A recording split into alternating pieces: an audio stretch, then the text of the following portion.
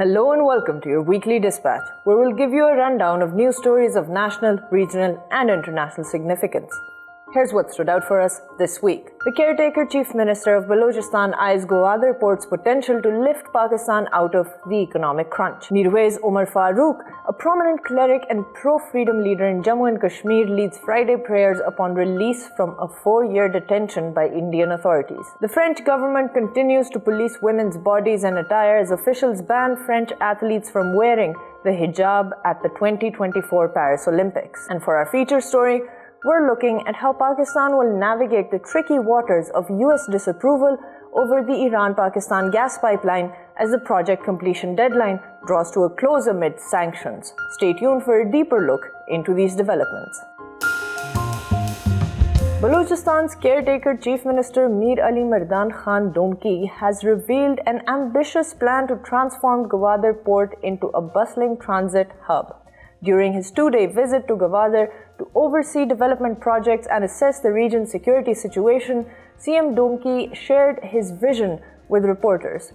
A key component of his vision is the activation of the Fisheries Department's monitoring system, working closely with the Coast Guard and Navy to bolster maritime security. He addressed the issue of illegal trawling in coastal waters, reaffirming the government's commitment to combating this practice. He underscored the dedicated efforts to expedite Pakistan-China economic corridor projects, emphasizing its timely completion as a priority to stimulate economic activity in the region and provide substantial benefits to the local population. As Pakistan faces sustained economic crunch with a repeating cycle of low economic growth, fiscal deficit, and increasing debt, Pakistan is committing to harnessing its geo-economic location and resources for economic growth, security enhancement, and the welfare of its people. After over 4 years of house detention, authorities in Indian-occupied Jammu and Kashmir have released Mirwaiz Umar Farooq,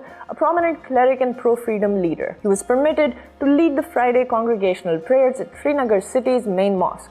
The historic Jamia mosque, accompanied by heavy security and a warm welcome from the community. Its reopening for Friday prayers brought emotional relief to many Kashmiris who had been deprived of this communal gathering for several years. Mirwaiz, who also heads the All-Parties Hurriyat Conference, had been under house arrest since August 4, 2019. His detention coincided with the Indian government's decision to illegally and unilaterally revoke the special constitutional status of Indian-occupied Jammu and Kashmir and divide it into 2 federally governed union territories. The Indian-occupied Jammu and Kashmir has been marred by security clampdown and the arrest of thousands following the 2019 move. French Sports Minister Amelia Oudéa Castéra has announced a ban on headscarves for French athletes at the 2024 Paris Olympic Games. She stated that no member of the French delegation would be permitted to wear the hijab or headscarves. This ban forms part of a broader set of regulations in France that prohibit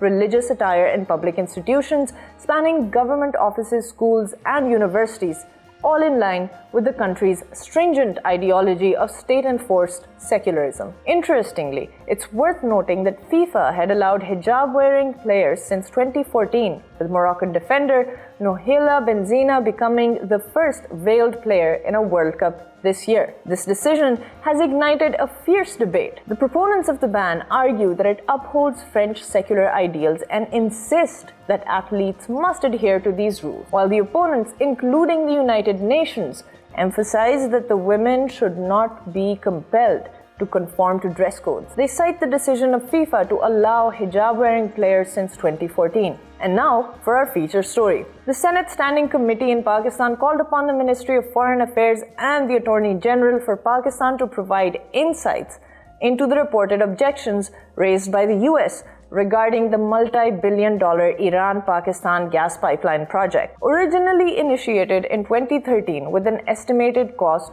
of $7.5 billion, the pipeline was to stretch 1,150 kilometers connecting Iran and Pakistan. The Iranian pipeline was aimed to supply 750 million cubic feet per day of gas. Pakistan had committed to completing its side by January 2015 but abandoned the project in 2014 due to international sanctions against Iran. Despite Pakistan's request to the US for a solution to the project earlier this year, no response has been received. Consequently, Pakistan issued a force majeure and excusing event notice to Iran in August, suspending its contractual obligation, citing ongoing US sanctions as the primary obstacle. Senators questioned why Pakistan faced such restrictions, contrasting it with India's freedom to pursue similar projects. The agreement was originally signed during the tenure of former President Zardari, and Pakistan signed it in 2014, with provisions of substantial penalties